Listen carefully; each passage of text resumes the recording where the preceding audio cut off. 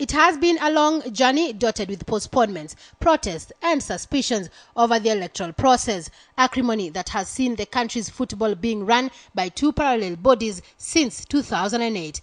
But after a long wait, the football elections are finally here. Saturday marks the beginning of a new dawn, or perhaps this is the hope of many a football fan when 18 football branches countrywide go to the polls.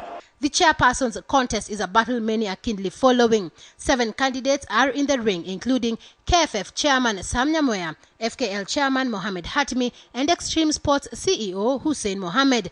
Others are Gor Mahia chairman Ambrose Rachier, KFF senior vice chairman Toham Barak, little-known Frederick Awich, and the only female contestant, Elizabeth Shako. I was caught on an offside because I wanted to come to football to help youth.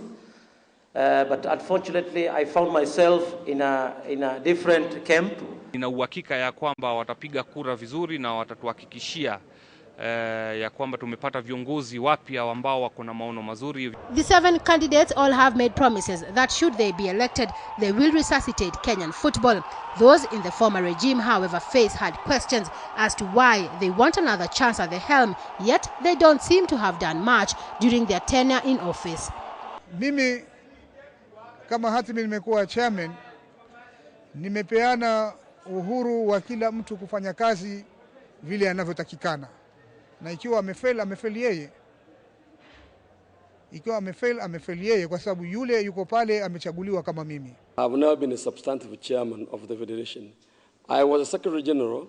Now, when I was supposed to take over as a chairman, they incorporated a private company run by 3 people, which is called Football Kenya Limited. So I have never been given a real opportunity.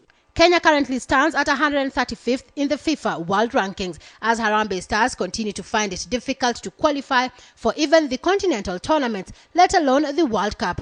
Harambee Stars is the unit with which Kenyans judge their football administrators. Boardroom tussles by self-serving administrators and a ministry that is all talk and no action is to blame for the poor state of football in the country. When pressured to be accountable, the current leaders often turn to FIFA, protesting government interference.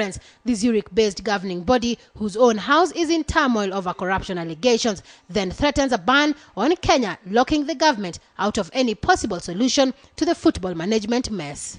I have no doubt in my mind, FIFA is the root cause of all these problems because of trying to micromanage football in Africa and maintaining certain status quo in certain countries.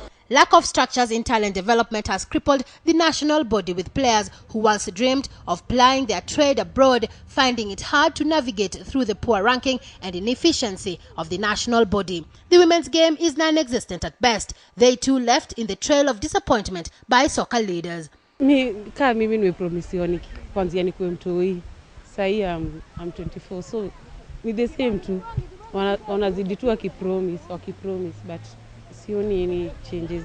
There was a time Kenya boasted a regional dominance in the sport, but today they can barely wrestle a draw against their neighbors who, while Kenya was busy wrangling over leadership, embarked on developing their game.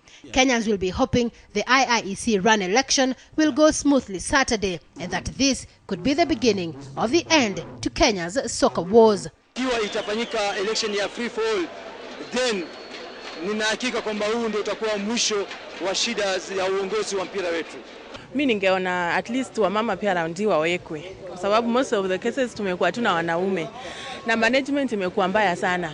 Unaona mara wengine wanalia hawalipwi. Sasa mama anajali.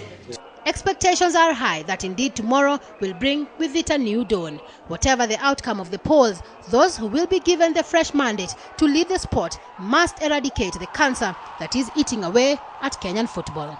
Celestine Karone, KTN Prime.